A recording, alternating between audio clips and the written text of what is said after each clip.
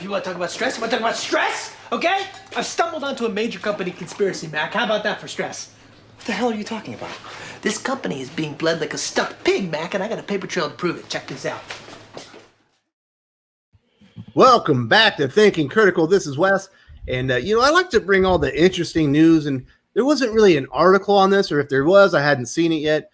Rob Liefeld went on Twitter the other day and relayed a story, or basically he took a post from Facebook where a Marvel artist was saying he hadn't been paid 10 of his last 15 payments. And it seemed like something I wanted to talk on the channel. And who better than X-Men historian and Marvel critic. Doc. Yeah. Reader, critic. Reader. Yeah. I love Marvel. Aficionado. Love Marvel, and I hate him at the same time.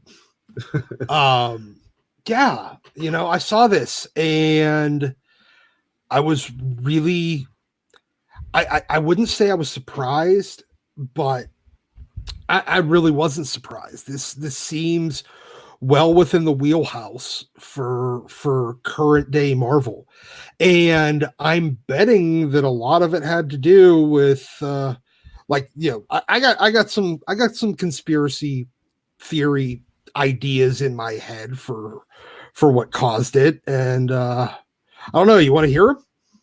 Yeah, I was surprised because, you think of Marvel, it's part of Disney. Sounds like it's probably a very healthy financially, it should be very healthy, even if they aren't bringing a lot of money. They certainly should have enough money to be paying the salaries and the employees. But you got conspiracy theories. I want to hear them. What you got, Brew? I do. I've had this, like it kind of gels with a couple of the other things that I had going in my head when it comes to because back we were talking about it during October, November, December. We were talking about how Marvel was, double, triple, quadruple shipping some of these books. And the first thing that came into my head was they're trying to get money on the books or invoices on the books to make 2019 to gin up, pull in a positive yearly quote for their bosses in Disney. Exactly. And I'm thinking that this has something to do with that too. When you're not paying people, you don't have the money out. Even if the invoices are sitting there waiting to be paid, you don't have the money out saying, look how much we spent.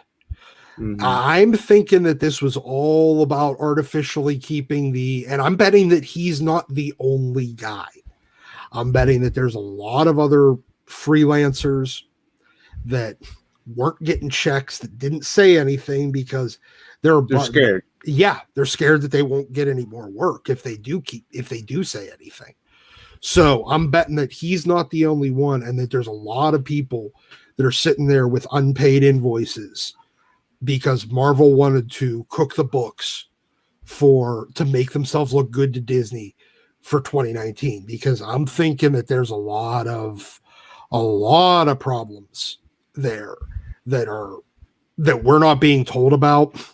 We do know that Marvel's moving their headquarters they're still staying in New York, but they're essentially downsizing and going to cheaper rent. I think that this has something to do with that too. I think this is all about keeping Marvel looking dollar-wise better, in much better shape than it is. Do you think the bigwigs at Marvel want to be able to go to their Disney bosses and show them a bottom line that looks a little bit better than what they're actually doing for the year? And if it involves not paying, half of their creators for half of the year, then so be it. They'll pay it out in early 2020. You'll start seeing a lot of these creators start getting their checks coming in, be like, oh yeah, it was just a delay, and but it'll be after Disney has decided to not axe a shit ton of money out of the Marvel budget. All right, so I just wanted to, for viewers, if maybe you came in somehow in the middle of the video. This is a conspiracy theory. No, This is not based on hard news or anything. No. This is based on the Rob Liefeld post or Twitter post where he took a Facebook shot of someone saying that they hadn't been paid in 10 of the last 15 paychecks. That was a Marvel freelance artist. Yeah, this is me entirely. This is like, just my brain going on a holiday right now. And until there's a lot of other evidence, this is 100% speculation. Very little evidence. Mm-hmm. This is all what Doc is he's fabricating in his mind, because when you do intelligence, you get a few pieces of data and you try to make an entire picture. Yes, exactly. And I'm trying to make a picture, and now I'm making the coolest story.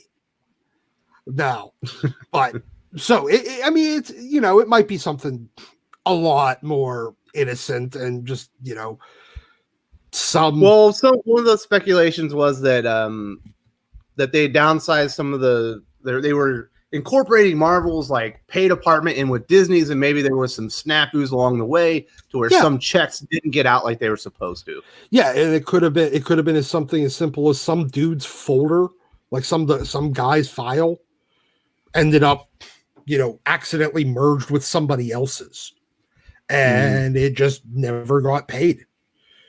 He was the unlucky person that drew the short straw. Exactly. And maybe that's the case. That's probably a lot more innocent, but it's not more. Well, it's not anywhere near. Also very plausible. I can tell you, whenever you do large infrastructure changes, because I was in the military for a long time, you do an infrastructure change every 3 to 5 years. It seems like whenever you get a new commander in chief, new commander, everything has to change. So once you make one of these big changes, a lot of little stuff falls through the cracks, and then within a few months you're like, oh yes, we forgot we used to do that. Let's start doing that again. Yeah, and that's I mean, if we're being honest, that's probably the more likely scenario. I just like my story a lot better. So does it fit in with anything else? You got any other pieces of evidence that you're trying to put into this puzzle that you're putting together? Well, it was mostly just the idea of double and triple shipping when books were, already getting delayed in, a couple of months out, and they're still just trying to shove as many things out. And, there is one other piece of evidence. A lot of, I've heard retailers talking about how the fact that early 2020 has been really poor. Because that as well, everything got shoved out in 2019. I mean, well, you also had a lot of the events. You had that 2099 event. You had the Absolute Carnage, Contagion. I was going to say, I thought it was Infection, Contagion, whatever it was. And then you had Annihilation Scourge. Yeah, incoming. Yeah, you had Marvel 1000, Marvel 1001. You had a lot of things kind of shoved into, especially that last quarter at Marvel. Maybe it's not the last financial quarter, but it's the last financial quarter ends in October. Yes, but that's the financial quarter, but you still have the invoices, the calendar. Yes. They have to order the books before October. They order them 2 months out. Yeah. So now you have the, you had a lot of these things all getting shoved out in that last quarter of the year. And that it seemed really like they were a bit much. Yes. It seemed like it was just asking everybody to spend every penny. Mm-hmm. It was this giant cash grab.